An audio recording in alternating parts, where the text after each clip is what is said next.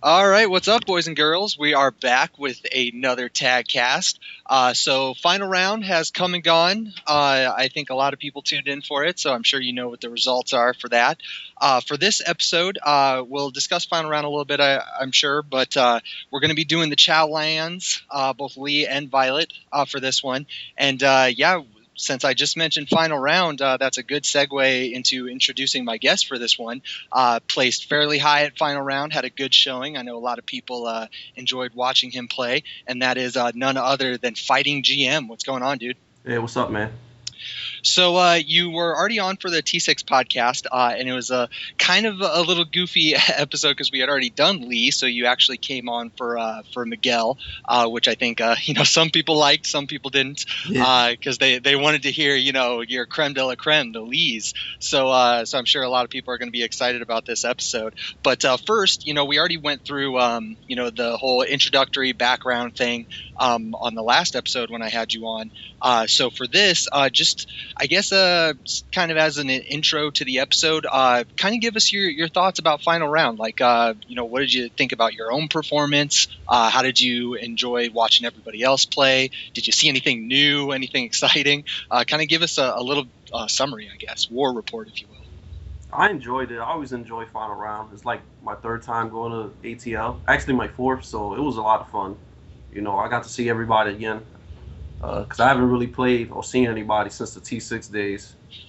So I got to Yeah. see a lot of people, especially like the people because I was in Florida for a while, so I got to see a lot of Florida players I haven't seen in a while neither. So it was cool. Nice. So how did you feel about like your own performance when you were going through the bracket?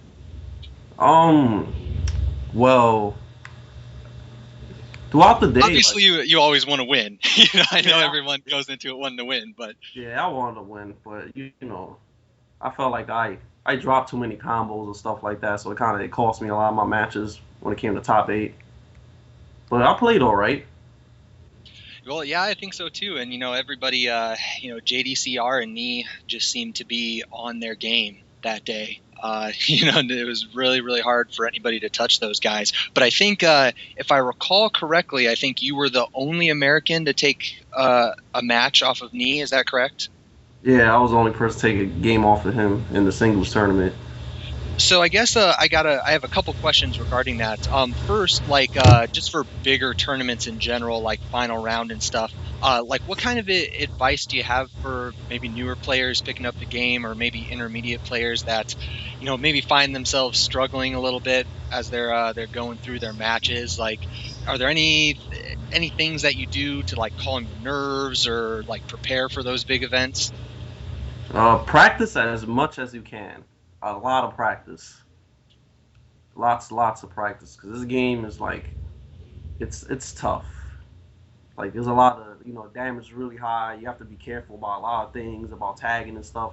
So you always want to be crisp on your execution and everything. So only advice I can really give is practice a lot and just be confident in yourself. Because if you're confident, you won't really get nervous. Gotcha. Now, when it comes to like top level play, what do you think? Because I know this has been a big discussion topic with final round and Koreans and everything. Well, what do you think like Americans have to do to get to that next level? Do you think it's just a matter of time? Koreans have had it for longer and that's all it is, or do you think there's something else that American top players have to do to kind of get over that hump and beat Koreans more on a regular basis? We all need to work on movement because Korea's always been better at movement. But like Tag 2 rewards you more for movement now because side step and backdash is so much better now to the point that you can just backdash out the mix-ups and sidewalk a lot of things. So you're not really forced to guess. So movement is really good. It'll make you whiff a lot. In T6, the movement wasn't so great. So like you could stick on people and make them guess a lot more. And American play style is usually pretty offensive. But now, the movement is so much better, and Koreans always moved really well. So American players need to step up their movement and practice a lot more and stop playing other games. Do you think that Americans just in general that we're just too impatient, that we're not using that movement enough, and we're just too much on the offense? I think Americans they try to move, like we try to move, but our movement is not up to par with them. Like we try to move, but we're just not as good with movement as they are. But you know, a lot of Americans try to copy and paste the Korean play style. Mhm. Like if you've seen throughout the years, a lot of Americans try to like watch their videos and play like them. I think people need to play more of their own style a little bit more instead of copy and paste like what the Koreans do. They're already really good at doing it, so we're trying to copy and paste something of somebody that already knows how to do it really well, and we just trying to do what they do. Gotcha. That's an interesting piece of advice because yeah, I mean you're spot on. There's definitely people consider Koreans at least for Tekken to be the best kind of scene, I guess you could say. So we do tend to copy and paste, like you said, a lot of their strategies, but yeah, I mean when they're already so good at doing something, it makes you wonder if it's really worth it to try to be exactly as good as they are and all of that. Well, with that, I'm sure we'll probably return to final round at some point. But we might as well jump into that Lee discussion. So to begin, now in T6, you only had one character, and now you have two. Just briefly, I want to know your opinion. Like, what do you think of like the whole clone character aspect of the game? Like, I know it's benefited you, of course, because now you have two of the character you feel most comfortable with. But how do you think that affects the game? Clone teams is like, for people like not everybody has clone characters, so a Mm-hmm. lot of players are still forced to learn two characters. But clone teams help players that only were really good with like one character. But you know, some of the synergy on the clone teams ain't really too good. Um, you're still using the same character, so if somebody knows how to fight one of your characters, they know how to fight your other character. So it's just like one matchup your opponent needs to learn. So I feel clone teams is kind of an easy way out, but at the same time, when it comes to like learning characters, because you just need to learn one character. When you use a clone team, you're just using your main character. But also, I think it's a lot harder than using two different characters because somebody just needs to learn that one matchup, and they're pretty much straight on you. Gotcha. So do you now obviously solo mode is different than still having two characters, but are you opposed then to solo play for the same sort of reason, or do you think that solo play is it shouldn't be allowed, shouldn't be a part of the game, that whole thing? Now, it shouldn't be allowed at all. If you want to play solo mode, go play Tekken 6. Are you do you happen to be in that minority where you think maybe we should have like side tournaments of like 1v1s? Nah, I don't. Nah, there's no reason for that. Just straight up tag all the time, huh? Yeah, yeah. Okay, well then let's talk a little bit about your team. Now you just mentioned, sometimes the clone teams don't have the best synergy. Now with the Lee team, do you think they have good synergy when they're playing together, or do you think you're kind of lacking? Like that's a weakness of your team. Double Lee has really good synergy. Like, a lot of red health combos. Because you pretty much doing a lead combo and then tagging into Violet and doing the same wall carry combo. And then, taking them to the wall and then doing a red health combo plus damage. So, like, the synergy is really dumb. And, like, the damage is really good. But it's still the same character. And, like, Lee's more of an assist character, I feel like, in this game. He helps other characters, but by himself, he's not really that good. He doesn't really do much damage by himself or anything like that. Okay, well let's talk about that a little bit then. Kind of ignoring the fact that you play both, Lee team. Just Lee in general. Now you just said that he doesn't do a whole lot of damage. Is that the only reason that you feel that he's mostly an assist character, or there are other things that make you think that? I feel also like with Lee, you don't really want to do much with him, because like the way this game is now with the movement and his tracking is still not that good. You could just like, and a lot of moves push back on hit and block, so like it's hard for Lee to come in and continue offense. Like somebody could just backdash out of your poke game and make you whiff or just easily sidewalk. So you really don't want to do too much with him. You pretty much want to poke a little bit or get one little counter hit and then bring in your other partner to do it. But with me, I have two leads, so it makes things a little bit harder. Gotcha. So with Tech and Tag, from the change from 6 to Tag 2, it kind of sounds like movement seems to be the big change for everybody, of course. But for Lee specifically, are there any other changes in Tag 2 that have either hurt or helped him, or is it mostly just that movement aspect where movement is now better, so it's a little harder for him? I think it's the movement, and also Oki is nerfed. His Oki in Tekken 6 was really good, and like a lot of his combo, his damage in Tekken 6 wasn't great, but his Oki helped him a lot. His Oki set up into him even more damage, but now that there's tag crash in his attack system, his Oki's a lot nerfed, so that hurts him a lot too. Okay, well, let me ask this kind of from a new player sort of question. Kind of run us through that Oki that Oki game, I guess. Like what? I suppose we can sort of ignore T6 since that's that's in the past. But like, does he have any good Oki options now, or what? Like, how do you usually approach the Oki game? He has the same Oki options, but you can just tag out and like tag crash when somebody's about to do something like that on you. Okay, well, then I guess just run us through that real quick. I take it when you say Oki, you're talking about like ending combos with forward 4-3, or um, is there? Am I missing something? Or like when you do a regular lead combo, like back two misstep and then you bound and then you do back four and set up for Oki. Oh yes, okay. Or like on the wall, you know.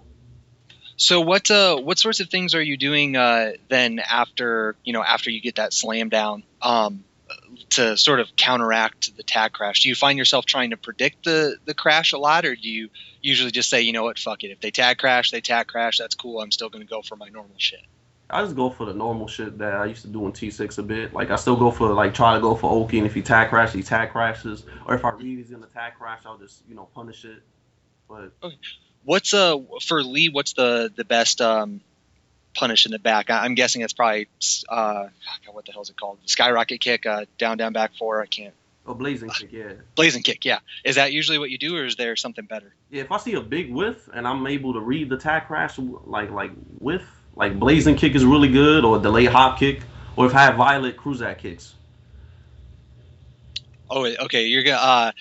I'll be honest with you. I do know Lee. I haven't really messed with Violet all that much. So what are the Kruzak kicks that you're talking about? It's the Tekken 4 shredder kicks that he had in Tekken 4. It's 2 hits. 2 hits is out of misstep, and it's launch punishable, but it has a lot of range, and he could tag out of it. Oh, okay. So there it's same notation as Lee's. It's just a different move, right? Yeah, same notation, just a different move. Oh, okay. I see it. All right. Gotcha. I had no idea what that move was called. Funny. Interesting. Okay, so we got the Oki game then. I do want to talk about his damage a little bit because I was always of the opinion, like whenever I watched Lee, it seemed like his damage was okay, mainly because he has that crazy good wall carry game. Yeah. But you mentioned that his damage overall isn't all that good, at least by himself. So does that automatically change once you add the second character, or is it just in general his damage just isn't that good?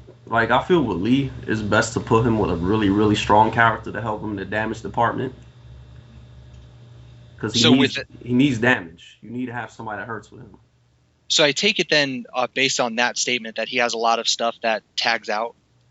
Yes, definitely. He has a lot of stuff that tags out, that you can tag out of. Plus his wall carry is good, so it'll help other characters a lot. Plus, like when it comes to his wall carry, you could just do down 4-3-2-3 under while staying 2-3, and then you tag in the other character and do the combo. Interesting. So for your team then specifically, it sounds like even though it's the same character and you're comfortable with that, it kind of puts you at a disadvantage then in that case. Like if someone were to pair like I guess Deviljin with Lee, that you would consider that a quite better than the team that you play. Yeah, I'll consider it better. Not really, because like if it's weird with Lee, if you put Lee with another Lee, he does a lot of damage, but he still has the same weaknesses. You really don't want to do much with Lee in this game, because after a while, I feel like since he's a poke character, I don't think poke characters are too good in this game. because like the movement is so good, and you pretty much keep poking and poking. You're eventually gonna get sidewalked and launched or backdashed and launched. And you're just doing chip damage, chip damage. Mhm. Interesting. So, with that being said, then I mean, obviously you're playing Lee's, so you kind of have to play that poking game. But Yeah. do you think that that's what this game eventually will just become? Is just kind of, well, I guess it's already in a sense become like a launcher fest. But do you think that's what it will boil down to in the end? Yes. If you watch most videos, even Koreans, they always trying to get for the launch. But of course, you need to have a ground game to set up a launch. But Mhm. like, well, other characters is a little bit easier to set up the launch and stuff because you got like Lee's a counter hit character. And like the movement is so good in this game that counter hits, especially with Leo not that good anymore. So you could just back that shot at everything. It's like it's a lot harder to set up counter hits with him in this game because it's a lot riskier now because of the movement. So when you say that his counter hits aren't as good anymore, do you mean just because it's hard to set them up, or he doesn't like get as much damage off them anymore, or how does that? It's hard to set them up because people's always like moving and turning and stuff. It's a lot harder to set it up. Okay, Plus, well then let me ask this then. Let's say that you're in a round. You know, you're down on life, so you kind of have to come back a little bit, and they're playing really defensive. They know that you have to come in on them. What do you try? Like, what sorts of tactics do you employ to try to get in to get that extra damage and take the life lead?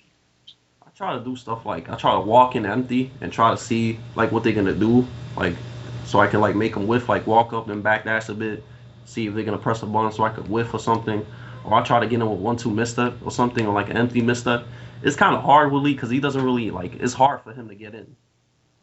Like it's really hard for him to get in because 1-2 misstep is like is -2 on block. So if I do that, I'm still at a negative.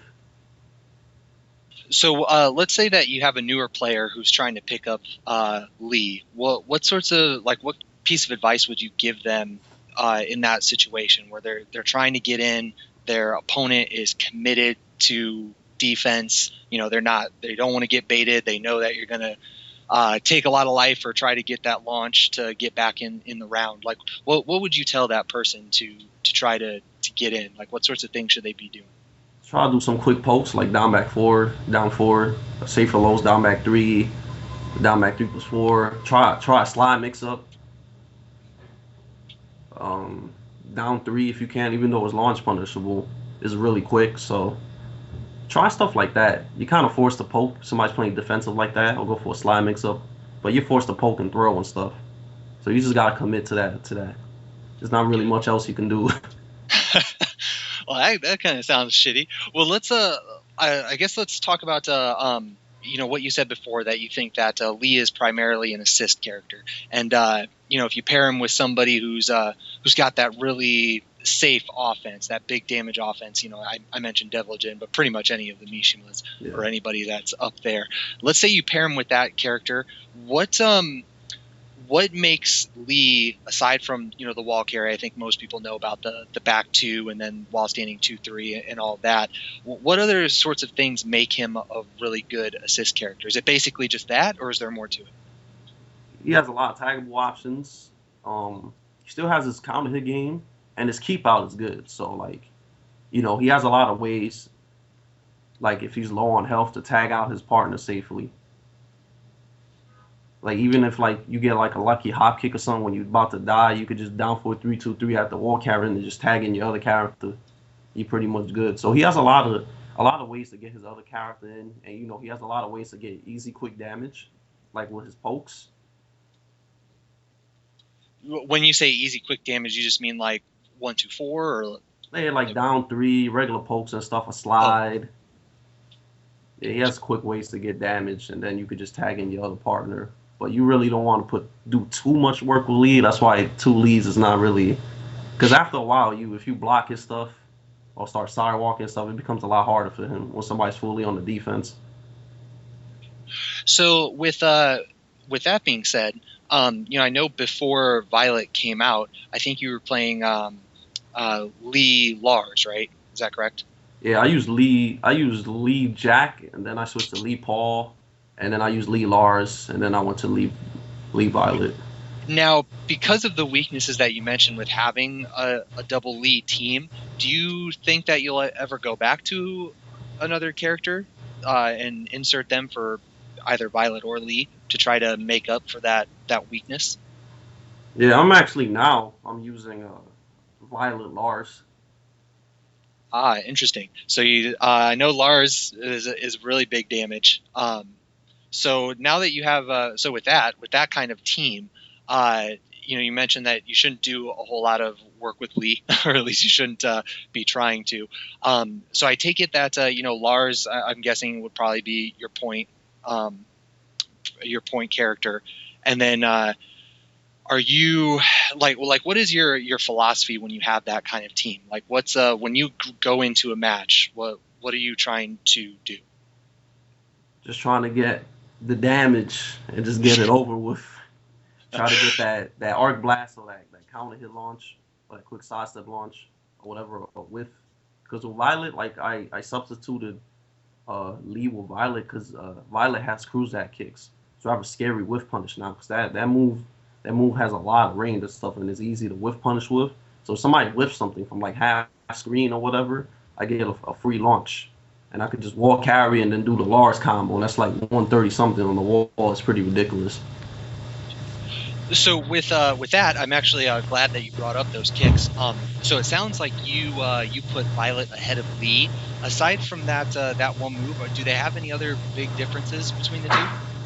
Violet has instead of the sway low with Lee, the misstep low, Mm-hmm. that on counter he gets a full juggle like +4 and hit. Well, Violet doesn't have that. He has some standing Tekken 4 low, Interesting. which is a sway back 4. It's just a standing low. It's a +2 and it's -14.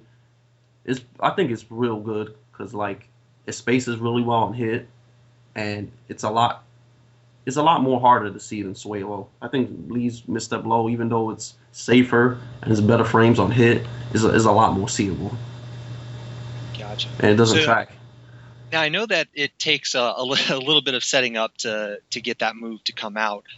Do you think that that's like a huge weak? Well, I shouldn't say weakness, but like a huge difference. You find yourself doing that sway low very often. Yeah, to try to get in because it's like +4 on hit and it's like only -12, and on counter hit I get a full juggle, so it lets me get in. But a lot of people block it and it doesn't track, so it's not really something I'm gonna miss. So, are there any other differences then, aside from those two missed moves? Uh, Violet has Acid Rain, a 4-3-3-4 just frame. I mean 4-3-3-3 just frame, and he has a up 4-3+4 is a Tekken 5 moves a jump mid kick that knocks down a hit. So, what's the difference between Acid Rain and Lee's 4-3-3-3, and then whenever you want to end the 4? Is it just like automatic? Like as long as that first forward 3 hits and you do the just frame, it's all guaranteed? Um, yeah, the just frame is just that. It's just a just frame. It's the same thing as the Tekken 4 ring. The Tekken 4 one is 16 frames. You could tag out of it. Lee's is all natural 4-3-3-4. There's no just frame or nothing. It's just raw. Gotcha. So then I take it that Lee's is a better version. Yeah, definitely. Gotcha.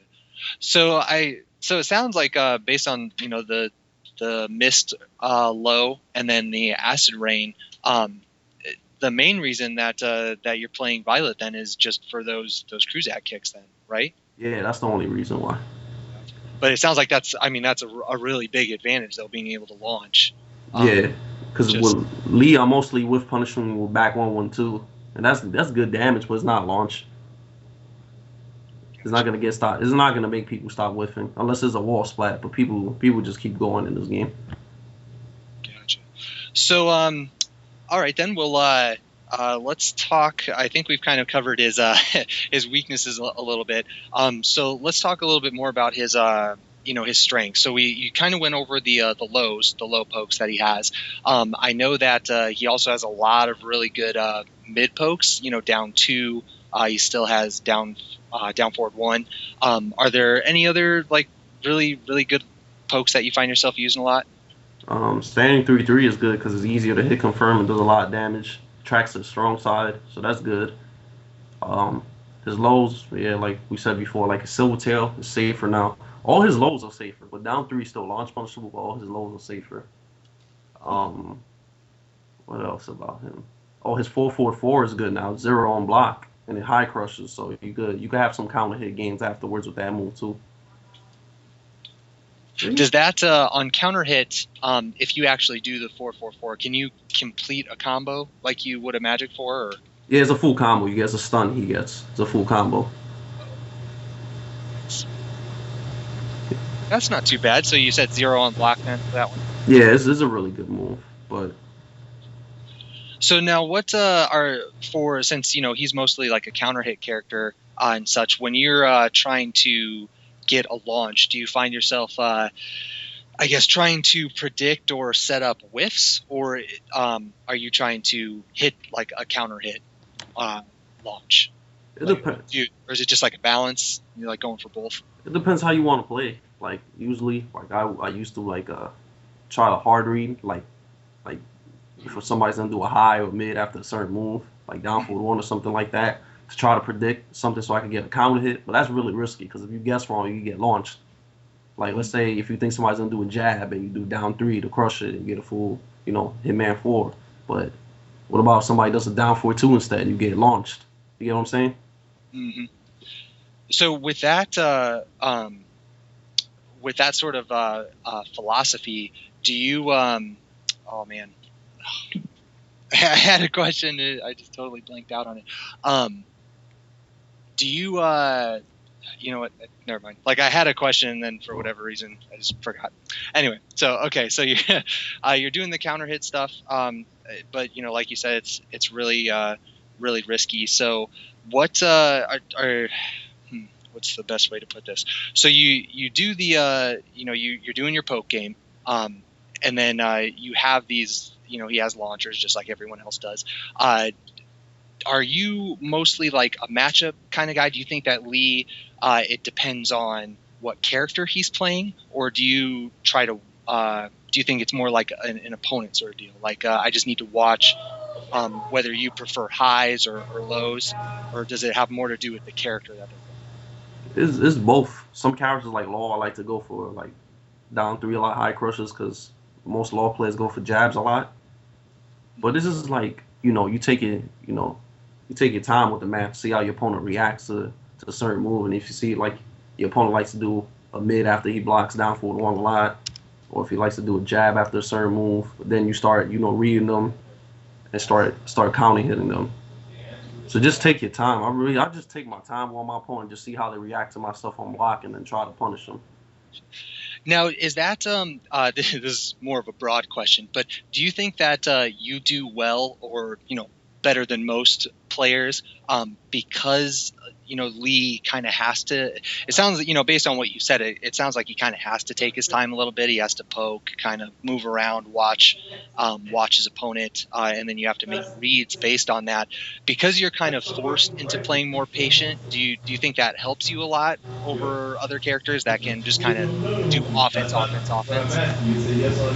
It does help, but like this game, you get hit by something that does a lot of damage. You get kind of antsy. You just want to do damage, so it's hard to stay really patient with Lee, but it does help. I'm trying to be even more patient than what I am. Gotcha. So that's something that you have to learn then. You feel like you really have to practice being patient. It's not something that you can just pick up. Yeah, you have to discipline yourself. Because like I said, a lot of moves with Lee, they push back on hit and block. Mm-hmm. So like I see other Lee players, sometimes I do it too. Like I try to press a button to continue an offense and I just whiff and get launched. So he does force you to be a lot more patient.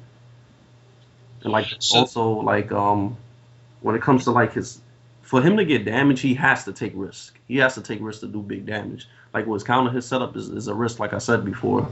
And like with the slide mix up and all that, like he has to take risk to do damage. Because if he doesn't take risk, he's not really doing much besides just poking. Well, now that I actually have a quick question about the slide mix up because I know that he can tag out off of while standing 2-3 now. Now, in the past, at least for T6, I think if I remember correctly, it was actually more beneficial to go for like his flip kick or something like that as part of the mix-up so that you can get a launch. Do you think it's easier? Like his slide mix-up is better now since you can just kind of do the Wassani 2-3 or not really? I think his slide mix-up is pretty much the same. Like while saying 2-3, I don't use it as a slide mix-up because it's launch punishable now. Mm-hmm. So like it's not. I don't think it's worth the risk of getting launched and like not doing that much damage because they nerfed the damage on that move too. It doesn't wall splat high on the wall anymore. So they nerfed the damage on it. So it's not worth it. It's best to just go like slide hop kick or something like that. But his slide mix-up is pretty much the same. Oh, okay, gotcha. So to go back just a little bit, you're talking about a lot of his moves have pushback, but at the same time, he's a poking and he's a counter hit character. Is it for his poking game? Is it something where it can set up like those counter hits and like whiffs, or do you think because of the pushback and the problems that he has getting in, that it's more of a one hit, then I gotta stop. Then I got to wait and do another hit, then I got to stop? Or is it actually possible to keep linking his pokes together? Nah, you can't. Not in this game. In Tekken 6, yes, because it's hard to move. But in this game, nah. If somebody has good movement, they could just backdash out of his stuff or just sidewalk. Like, there's only some instances, like when he's on big advantage or like with down three. Down three is a little hard to step on hit. But this launch punishable if it blocks it. If somebody blocks it, so he can't. It's hard for him to stick on somebody. It's really, really hard. Does he have a really big problem with sidestep as well as backdash? Yeah, he does. Okay, what are you doing to combat that? What are you doing to try to get them to stop sidestep? Throws or 1+2, or I try to down back 3 them when they sidewalk. To like try to get them to stop, like because a lot of people now they sidestep and block, so you want to get them to watch their feet also when they sidewalk, and then they can start sidewalking and ducking. You just do the homing move. So you got to do stuff like that. There's a lot of mind games, a lot of thinking you have to do when you're on the offense with him. Well, it kind of sounds that way. I mean, his own moves put him in in really bad range problems, and then with backdash, and it sounds like he also has kind of a sidestep problem. I know you already said that he's a poke, but he's an assist character, so he's mostly built on counter hits and such. So with that being said, like what I guess what does he do really, really well aside from the counter hits? Are you mostly just waiting and that's it? That's your whole game plan, or like are there other things that you can kind of do? A lot of waiting and like keep out a lot of waiting, wait for a mistake, and get a launch or get a quick hit in. That's all about you could really do with him, I think, because like everything else is really risky. Like when it comes to him running up and doing an offense, like he does have safer lows like down back 3 and down back 3+4, but they don't have no tracking, and like they could get counter hit out of it. Like somebody could just down 4-2 you out of it if they predict that you're gonna come in. So he has trouble coming in safely with stuff like that with offense. But his keep out game is good, and his pokes are all right. But so do you find yourself like I don't mean to make it sound like kind of a crappy or negative question, but do you find yourself like getting bored with that since you're forced to kind of play patient and just kind of abuse throws and do a poke now and then? Is it boring at all, or do you find yourself getting into that bored mode? It's pretty boring, but like I like the challenge. Like every time I play with the team, I play with the character, I feel like I have to work really hard, so it motivates me. It feels good winning with it, especially against somebody that's really solid. It's a lot of work, but you get tired after a while, and you just want to use something like a better team or a better character to help them out. Gotcha. All right. Well, we kind of we didn't really talk about it too much, but you did mention his grabs. Now his grab game isn't like it's pretty basic. He has 1 grab, 2 grab, and then forward 3+4. As far as I'm aware, that's still all he has. I guess like what if you run into a player who's pretty good at seeing arms and whatnot, do you just keep throwing them out, or are there any like little tricks that you do to try to nail a grab? I just try to I'll just grab them, but like people are crazy. They'll try to duck your throw and launch you or hop kick you, but so you gotta just be careful. Just throw them, see how they react to the throw, if they throw something and they happen to whiff and you backdash and just punish them. Now I know that his his grabs he only has the basic 3, but I'm fairly certain I know that his 1 and 2 grabs leave you in a really good position. So do you what are you normally going for after you land one of his grabs?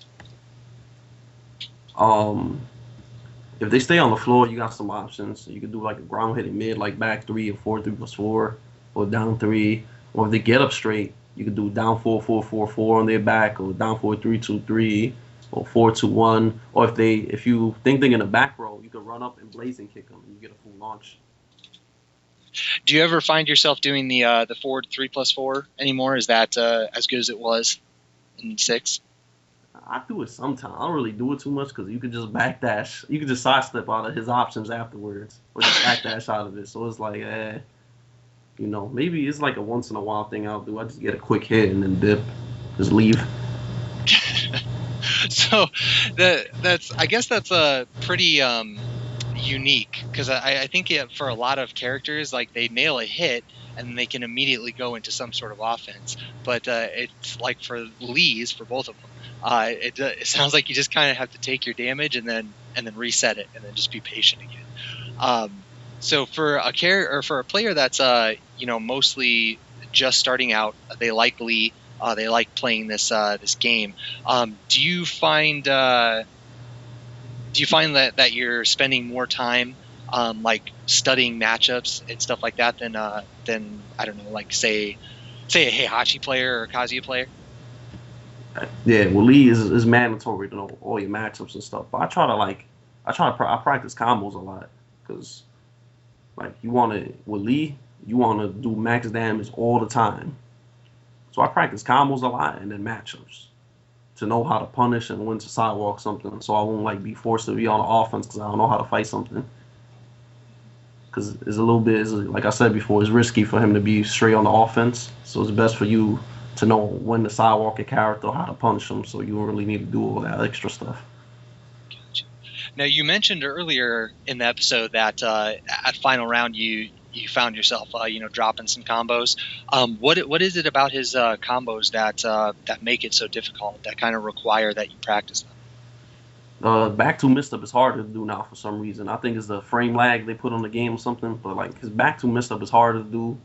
And I like to go for max damage all the time. It's not the easiest thing to do. Like, his running move, I like to use it as a bound on the wall. Like, I do the instant running move as a bound on the wall, and that's like his max damage. And you're talking about running 3-4, right? Yeah, I like to use that as a wall ender on the wall. I like get a bound combo and then get max damage, stuff like that. It's not easy to do. I'm going to say that move is kind of silly. Like, it's so good. Just like even in the open field, like, for whatever reason, like, that thing likes to hit at the most awkward times. I don't know why. Like, every time I play against a Lee, I always find myself eating that move so much. But I think, let me pull up the frames here on it real quick. -9, really? Yeah. That seems like it's one of those weird, because I think it has a stun on it, right? Like a block stun.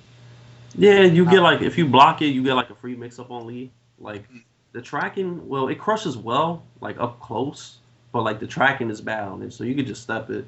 I try not to, like, when I'm up close, I try to do the move, but I try not to do the move as much just because of its tracking problems. And like a lot of times I'm trying to like predict if somebody's gonna tag out when the energy is low, and I try to do the running move and I'll either electric in the grill or a quick launch. Oh man, that's really weird. Like, I always thought it because like most characters, standard running 3 gives you like, I don't know, what's like +4 +5, something silly like that. Yeah. I always thought because of that block stun that he kind of had the same thing, but I guess not. No, he doesn't. The damage is okay from it too. Like, depending on who you team him up with, it's good. But I'm trying to be careful doing that move a lot now. Just, you don't want to get launched. Yeah, I understand. Yeah, I don't want to get hit with a quick counter hit and get launched, sidewalk launched. Yeah, I can definitely understand that. So, are there, that's a new move, for Tag Two. Does he have anything else that's new that you find yourself, utilizing that's pretty good, or is it mostly same batch of moves that you had in T6? I use kind of the same stuff. Like I try to use stuff less now. Like I use 444 a lot because it's zero on block now. I tend not to be scared to do his lows too much neither because they're safer now. The running move I do it here and there. So I'm kind of doing the same stuff, just lows a little bit more because it's safer and like the 444 and stuff like that. That's about it. It's mostly the same stuff. And what else? Oh, 223 on the wall. I use that a lot more now because it's a wall splat. Mhm. Yeah, so Well, I know if you catch the counter hit, I mean that's big damage. yeah, that's a That's lot. That's really good damage. I like that. That's really good. Well, I know another big part of his game that I don't think we've really talked about too much. I know that he has a pretty good punishing game. 1-2-4 has been a standard for a long time. Although I know, a lot of characters in this game kind of got a beef in the punishing department. But do you still think he's pretty good in the punishing, or do you think now that everything else is beefed up that it's kind of average or mediocre? His punishment's good. He got a 14 frame wall stand launcher. He still got 3-3 for minus 14, 4-2-1. Plus Violet got cruise that kicks, and that's like 17 frames. So you could punish stuff like Oscar's forward 2, um, Law's wall stand 2 with it, Oscar's back 3. Um, what else? Death Fist with it, but you have to be really quick. So like cruise that kicks helps him a lot because he could punish stuff with launch. Blazing kick too. He gets that on blazing kick, and he also gets that on Kuma's 442. So you're very, very much an advocate for Violet because of that one move that I Yeah, take it. that thing helps. Yeah, but it takes practice to be able to instantly do that because that move comes out of misstep. So Mhm. like punishing something with that on block is pretty hard. Well, I guess it goes back to what you were saying earlier. You got to practice, especially juggles and stuff. So you got to be on point. Do you think that at least for you personally that's something that maybe holds you back a little bit? The fact that you have to be so on point with that stuff.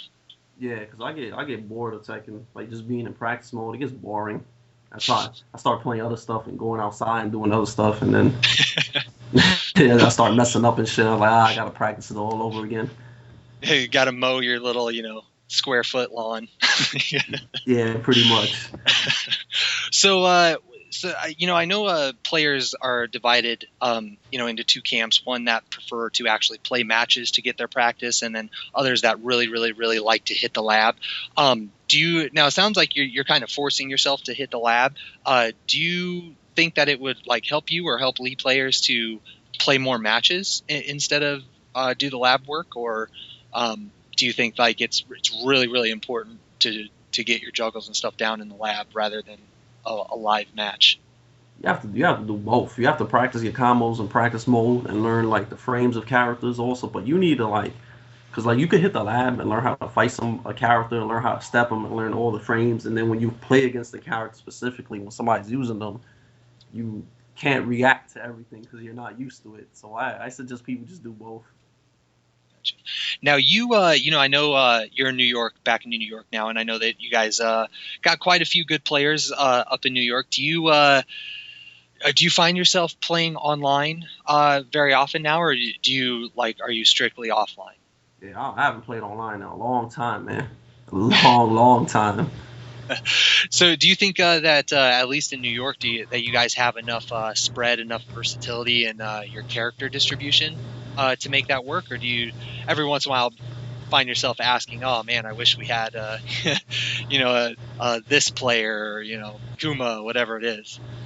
Yeah, we have enough characters, like players that use different characters, but this like 60 plus characters in the game. Mhm. So, do you think that online is worth it for other? I mean, I know that your situation, at least in New York, is it's a little bit different because you guys have a lot of players there. But would you still advocate online? Like, do you think it's a good method of practicing? If it's like your only choice or whatever, do you think it makes you worse or whatever? Online does give you a lot of bad habits because players have play style specifically just for online play, Mhm. and it just gives you bad habits because then you're gonna have to adapt to what this guy's doing, and like then you play offline, and then you see people offline don't play nothing like they do online. Gotcha. So if you had a choice then to just play like in practice mode or play online, you would stick to practice mode. Yes, I would just stick to practice more. Interesting. Well, let's see. I mean, it sounds like I know Lee his move list is not terribly huge, 102, but he has a lot of strings. So he seems like a pretty at least getting used to him and his move set and all that. It seems pretty simple. It's mostly just practice. If I'm reading you, interpreting you correctly. So I think for the most part we've gone over everything that I have here on my list. Was there anything like any area of Lee or any moves or situations that you think are really important, like for a player who, let's say, they're picking up Lee, that we haven't talked about yet? Hitman stance. He has a lot of mind games for Hitman stance now. They actually made Hitman stance moves pretty good. Like Hitman stance 3 is a homing move now. Tracks both ways. Oh, Um, nice. Hitman L44 is a low crush now. Interesting. That wasn't a low crush before. Nah, it didn't. You could just get him, kick him out of it. Now with low crushes, and he gets a full combo on counter hit. Wow. What else? Hitman 2 high crushes now finally. So, and you can tag out of it. So if you think a high is coming, you and Hitman 2 would be a good option. Nice. So do you find yourself going into Hitman a lot then? Yeah, I try to. I try to go into Hitman to just to like to show somebody if you do this, I can kill you for it. So I'm most of the game, like I said before, Lee, I'm just doing moves on block or hit and trying to see how you react to it, and then I'll come up with something to try to punish you with it. Because Lee has a lot of stuff like high crushes, magic 4 2 2 3. If you do a mid or something, or if you do a high and I'm a Hitman 2. So he benefits a lot from looking at what your opponent's gonna do and how they react to your moves. Gotcha. So he's definitely a character then where you have to be good at making reads. It's not mindless. Yeah, you have to like do a lot of reads. That's if you want damage. But if you see the way Korean players play with him, they don't really do no counter hit setups or nothing. They just do a down forward 1 and they leave, or down 3 and they just backdash. That's like taking the boring game style to a whole new level. Like, Yeah, so they do that. They do that just because the counter hit game is risky if you guess wrong. So they try not to hard read like that because it is risky. But like it's good if you want damage. But it depends on what the lead player wants to do. But that's a counter hit strat like that. gotcha. Now, do you I know that you prefer to play that risky style every once in a while. Do you think he's better if you take those risks every once in a while, or do you think that he's actually, even though it's more boring and tedious, do you think he's better by just playing really defensive and safe like the Koreans? I think defensive and safe will, like, you won't do no damage like that, but like it's better to retaliate for mistakes like that because like the counter hit setup is risky. But if you do hit it, you're taking a lot of damage, and you get people scared to like press buttons in certain ways and stuff.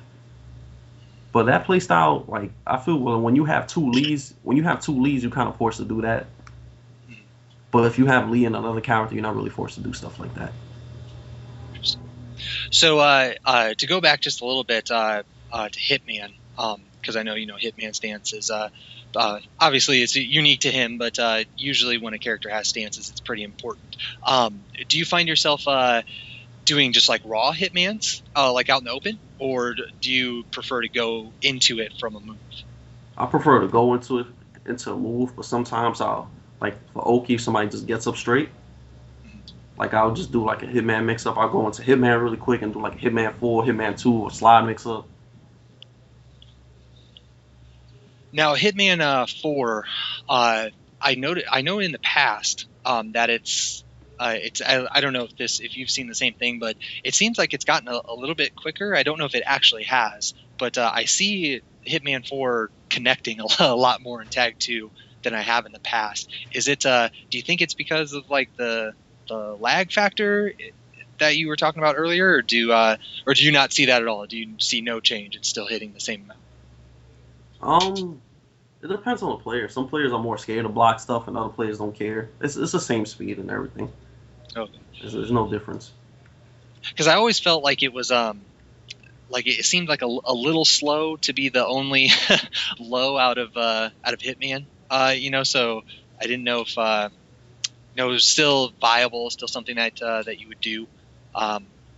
Because like I said, it seems to be hitting a lot more in Tag 2, but that could just be my perception. So if it's still the same exact speed and everything. But. Yeah. So with that, I guess Hitman, and then was there anything else that we didn't talk about that you think is pretty important? Down forward 1 crushes highs sometimes, but it depends on the character. So it's like character dependent of when his down forward 1 crushes highs. His down forward 2 is the same also. Depends on the character. Some characters jabs he doesn't. Some others it does. Like I'll say one character like let me see. Gamru's jabs he crushes, and also what character Miguel also. So there's a couple of characters in the game, and like Kazuya. Heihachi's jabs he crushes. So it's kind of like it's good to like go in the lab and figure out which characters is down for 1, down for 2 crushes, the jabs. Interesting. And one more thing, his down 2, the high crushing move, the mid, it's a weird move because after like when he's at frame advantage, let's say he hits you with standing jab on block or hit, and you do down 2 and you step to his weak side, it'll hit you. But if you just do the move straight up, it won't track. Weird. Do you think? Yeah. Do you have any idea what the reason for that might be? I have no idea. This game is weird. I guess it only tracks after plus frames. I'm guessing it's a weird ass move. Weird. That is really goofy. But to go back to something that we actually talked about in our last episode, I had Cody on. We were talking about Kazuya Devil, and Kazuya seems to be another one of those characters where you have to put in a lot of lab work. You have to work with him a lot, figure out matchups, and learn all this other stuff. But we were talking about how Tag 2 seems to have a lot of these situational things, a lot more than past Tekkens have had. Do you see that as well, especially with Lee? It sounds like down 2 has that weird property. Does he have any other stuff that's like that, where like only in X situation it will do this, and then it'll do something completely different all other times?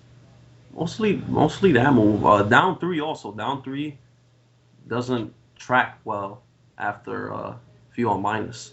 At plus it tracks. Like Lee, like his weak side I think is his left. Like he only has like 3 moves, like 4-4-4 tracks to his weak side, standing 4-4. But saying 4-4 is a weird move. Sometimes it tracks, sometimes it doesn't. Down 3 tracks to Lee's weak side. So down 3 is the only real move that tracks to Lee's weak side, unless you do down 2 after plus frames. So like, Lee's tracking is bad. So most people will sidestep to Lee's weak side and just duck. That's a pretty crazy strategy, and that is actually viable. That works against him. Yeah, Nee did it to me at final round. I did a 1-2 misstep on block, and I did down 3, and he sidestepped to the side at down 3 tracks and ducked and while standing 2'd me. Wow. So is there anything that he can do in that situation? You just have to be patient, or you just have to make a good read, or? I could have 1+2'd him. That's about it. Or like if I was on hit, I could have down 2'd him and hit him and just backed off. That's about it. Interesting. Wow. Yeah, that sounds like a lot of work. You have to really be on your game and be able to read your opponent.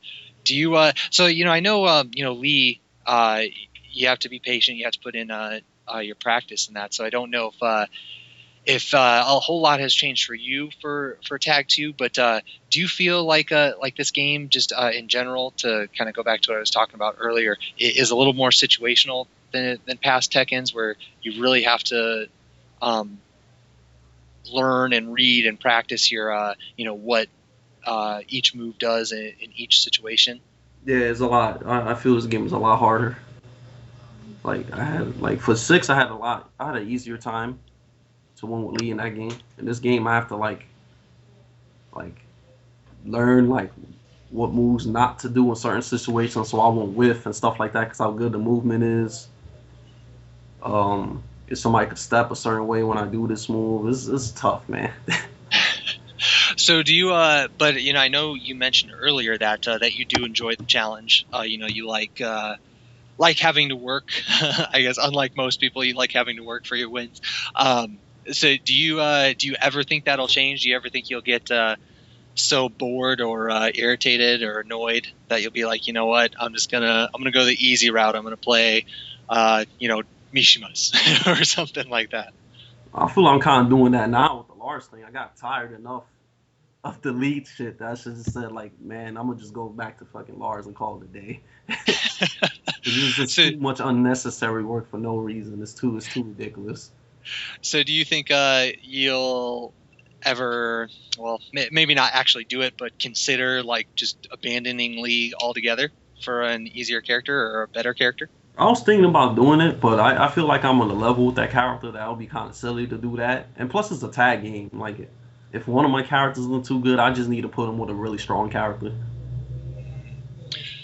So does I take it then that you're in that boat that says anybody can win, and because you have two characters, if you're struggling with one character, you can always put in a really good one, and you'll be okay. Yeah, I feel that way. It's all teams. Your team just gotta be good. If your team is not good and doesn't do no damage, you're not gonna win. Like if you notice too, like nobody that's using clone teams is really winning. Uh, well, core. Although I guess that's like, well, I don't know. Yeah, I Not, guess that's. not I think really. he's it though, but well, I mean, he's not like I don't. He's not dominating tournaments or anything like that. But He I mean, struggles. he's doing okay though. I mean, he got ninth at a final round, and I know he's won a couple smaller tournaments. What was it Winter Brawl? It was Apex. That Apex. to me that was a smash tournament, man. Like All right then. eh, Uh, so you don't think that really clone teams are all that viable? nah, they not. If you go to a tournament with a bunch of dudes that's not that good, then you probably win. But if you got a tournament with like real dudes, that's not gonna rock. Gotcha. So well, I'm out of questions for when it comes to Lee. Anything else that you wanted to throw in there or add? Um, the clone character team, the clone character thing. Some clone teams are good. Like I think the Eddies are really good. But also with that team, if you know how to fight one of them, you good. So it's like it just depends on the matchup thing. I think it's best for the character. Well, characters are not too strong, like Ling or somebody like that, or like Raven. It's always best just to put them up with somebody really strong. Like I think everybody that uses a clone team should have another team besides that, or like just have their clone team not be their main team and be their secondary team. Gotcha. Now I take it you make an exception for the more awkward, or not the more awkward, but like the clone teams where the characters are fairly different. Like I know Anakin. I know he uses Jax, although I don't think he likes P-Jack very much, if I remember correctly. But he uses them anyway, and he does okay. Now, do you think that there's something special about that? Do you think he's just like good enough that he makes it work, or do you think that those two characters are different enough that it's okay? Nah, I don't think that team is that good neither. Like P Jack isn't. He's still like he can't really do crouching down back one like that. Really, he has less range than Jack. Mhm. Like P Jack is like that, whatever. Even that team is not that good. Like the damage doesn't even look that good. The damage is not that strong either. Because I play a double Jack play all the time, and I'm not really scared of that because like I'm really good against Jack. So like he brings out P Jack. It's just a Jack with less range. So it's like it's nothing to worry about really. Gotcha. And now I take it you don't consider like I know that they all play different, but you don't consider like Nishimas and stuff in Clone Team, right? Nah, I don't. That's like June and Oscar. I don't consider that a clone team either. Gotcha. Now, do you think that's a good team, the June Oscar combo, or are they just not good enough? Nah, definitely. That's definitely a good team. I think they're fine. Interesting. They different enough. Different enough. I know ogres are shitty, but I know they're different enough that they probably wouldn't qualify for for clone team status. But I'm trying to think of what other clones there are. Laws. Do you think double laws are pretty bad? Yeah, they suck. I think Forest Law in general is one of the worst characters in the game. Well, I know a long time ago, and I completely agree with this. I heard Rip mention, Forest Law is martial law without the DSS. So you're essentially taking out, his crucial stance and expecting him to be as good. So yeah, I don't know what they were trying to do with that character, but I don't know. People who wanted to play laws, I guess that's why they put them in there. Now, what about Lily and what's his face, Sebastian? I honestly have never seen somebody use that team. I don't think I've ever seen it either, except for like maybe random online scrubs. Yeah, I've never seen somebody use that team, so I really don't know. I doubt that team being good though. Are you a Roger fan? Do you guys have any animal players? Yeah, we got Nakam. I think that character is really stupid. Because I know that I think Alex. I think he's a pretty decent character, but I don't know how the two work together. They're really dumb together. I think that's one of the clone teams that I think is really cheap. So they're just really annoying. Then it's just really annoying. The damage is way too high. Oh, funny. Oh, good old clone team. So silly. Well, I do have some other stuff that I wanted to ask you, but before we go into it, was there anything else about Lee before we kind of put the cap on him and move on, or did you have other stuff that's worth mentioning? What else about Lee? I can't think of nothing. I think we covered on everything. I think his block punishment is all right. I can't think of anything else. Well, just to double check, summarize a little bit, tell me if this is right or wrong. It sounds like Lee and Violet, they're characters that picking them up doesn't seem very hard. Like, the move list is pretty straightforward. What you should be doing with them is pretty straightforward, but it's a lot of practice and being able to read your opponent. So with that, it gets difficult when you're actually playing a person. So does that sound right? Like if a new player were to pick them up, it probably wouldn't take them too long to get comfortable with them, but actually winning is a whole other thing. Yeah, high level is really hard. It's easy to pick up, but high level is really difficult. All right. Well, I guess we'll end the Lee conversation with that. I did want to ask you, because I know it's kind of turned into I don't want to say a big issue, but there's a little talk about it after final round. A lot of people saying that we're just not as good as Koreans and all this other stuff. And I know you put out a little response video for that. So I think that most players, at least the ones that have been around for a while, know that it's not really accurate to say that Americans are not as good as Koreans or Japanese. I've flip-flopped a little on the topic. I personally think that because it's just a different culture. Everybody's a lot closer to each other, so they're able to get more FaceTime with one another than most Americans are. So I think that they have that advantage. Plus, obviously, they get the game how many months before we do.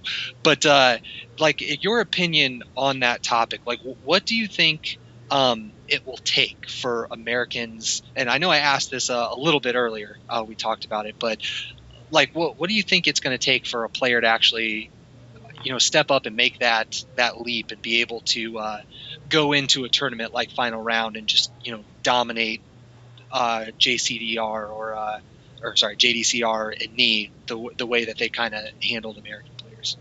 Dudes need to stop playing other games like Injustice and stuff. Focus on Tekken. Like practice a lot. Like look at your own videos, learn matchups, just practice. Like practice a lot. Like that's the only thing people can do. A lot of people nowadays, they're just trying to be too esports, try to play all different other games, trying to eat. Everybody wants to be Justin Wong. Yeah, dudes want to eat cupcakes after the tournament, hug each other after a tournament match, man. That's not gonna get nobody no wins, man. People just need to practice and grind a lot harder than what we doing, and use better teams. Stop with this lazy clone team nonsense because this is not helping nobody. So let me ask a kind of a follow-up question to that. Do you think it'll happen? Do you think eventually that we will get there to the point where we are either it's going to be a 50-50 split, sometimes Koreans will win, sometimes we'll win, or do you think we will actually eclipse them?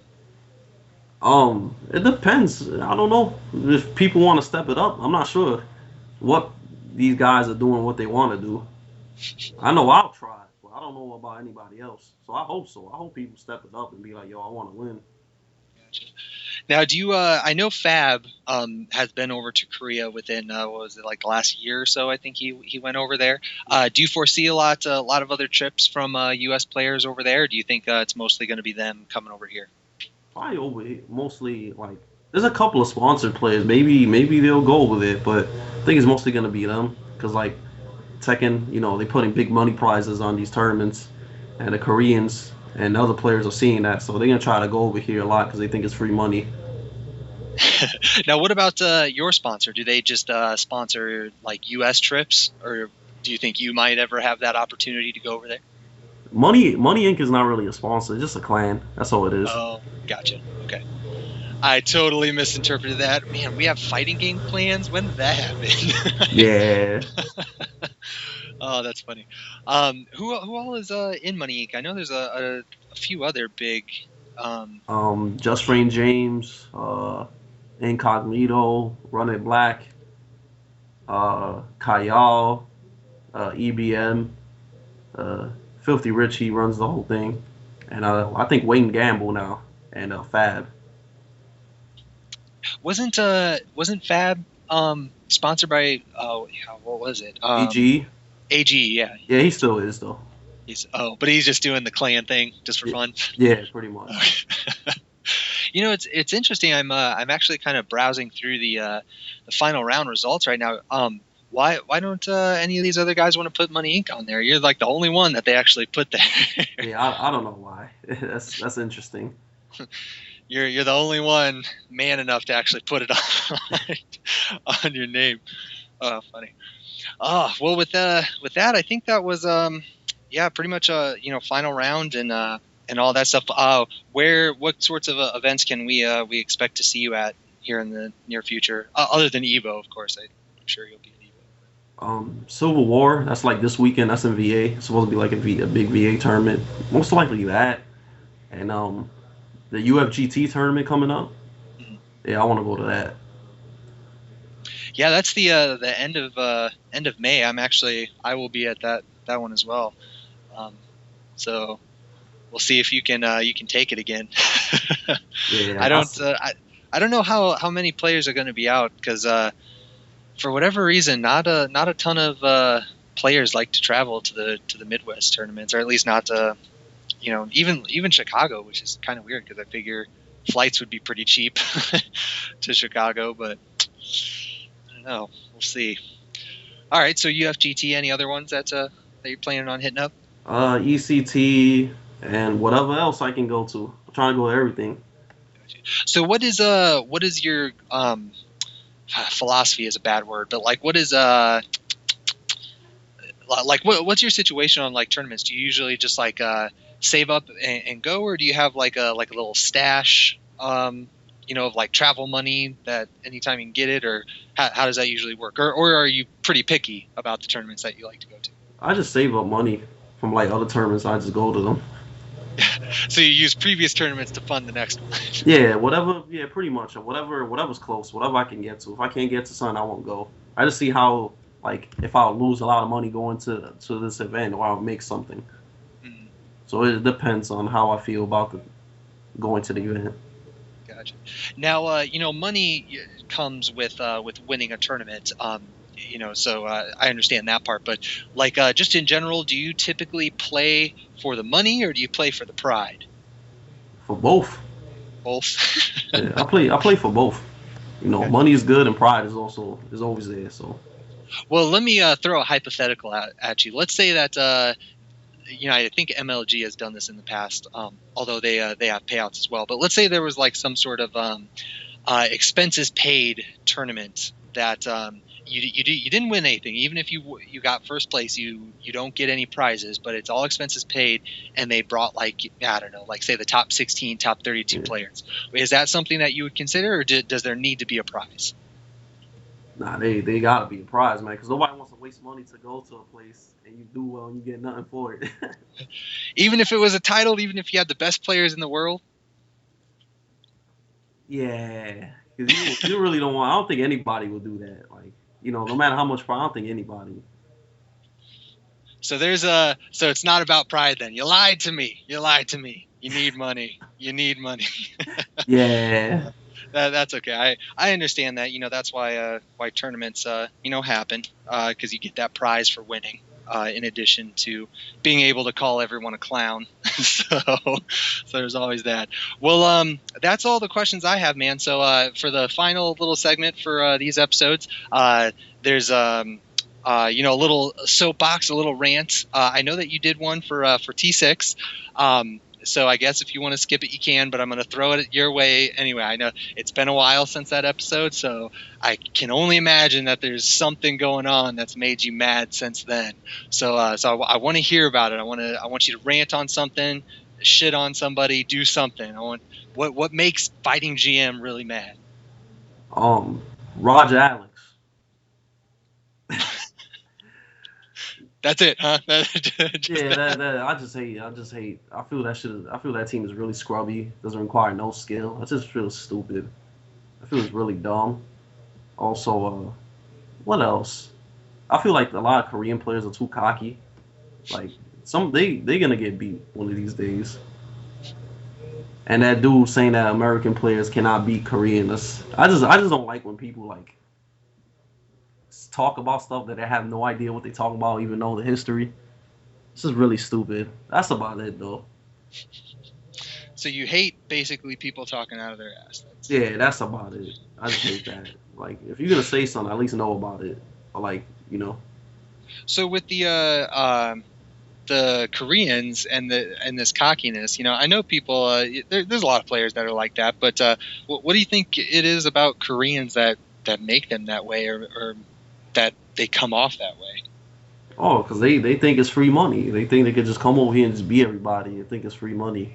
Like, they don't really think much about any of us. Oh, that's funny. So I take it from that statement, you don't have any Korean friends. Nah, I got a couple. Like JCR is really cool, and Homeman and Rain, I like them, and Cabbage. That's about it. Or any of the cool ones I met. But you just think in general then that Koreans think that way. Yeah, they in general they think that way. At least the cool ones don't, but they just think like that in general. The cool ones don't. Oh, that's funny. Well, I guess if that's all that you want to rant about, we can call it an episode. So for the final little segment, I always like to give my guests the final word, so to speak. And if you have any shout outs, or if you have any topic, just random topic that you wanted to discuss or talk about, or put it out there, the mic is yours. Whatever you want to say, man. All right, I want to give a shout out to all my friends, people that support me. Achilles, Devil himself, all my friends out there. Jesus, Aziz, Rampage, everybody out there. Everybody, all the League players, man, keep playing with Lee, even though it's hard. Keep doing what you gotta do, man. I hope everybody in America steps it up and does what they have to do to beat these international guys. And I hope the Tekken scene continues to evolve and people play it more, because it's not a great game, but it's Tekken, and we play Tekken, so we gotta make the best of it. Oh, it's funny that you say that. That's not a great game. Oh man, there's not a lot of people who share that opinion. Although, to be honest with you, I know I'm in the minority, but I actually enjoyed Tekken 6 more than I do Tag 2. Oh, me too. That's just me. It's not just you, it's just me too. I feel that way too. Well, final round. It had just a little over 200 players. Oh, was the final count here, 219. So, I hope that bodes well. I hope TZ seems to be pretty dead outside of like the the online forum or whatever. I know not a lot of people are talking in the character discussion threads, but yeah, it is what it is, I guess. But 219, that's a respectable number, I think. So hopefully that continues. So with that, that's all I got. Thank you for coming on. We hope to, as always, see you later. See you on the streams and whatnot, representing that Lee. And then thank you everyone for tuning in. As normal, I don't know who or what character will be next. I don't think we have any other big tournaments coming up, because I know Texas Showdown was this last weekend, but I don't see Civil War is this weekend at VA Major.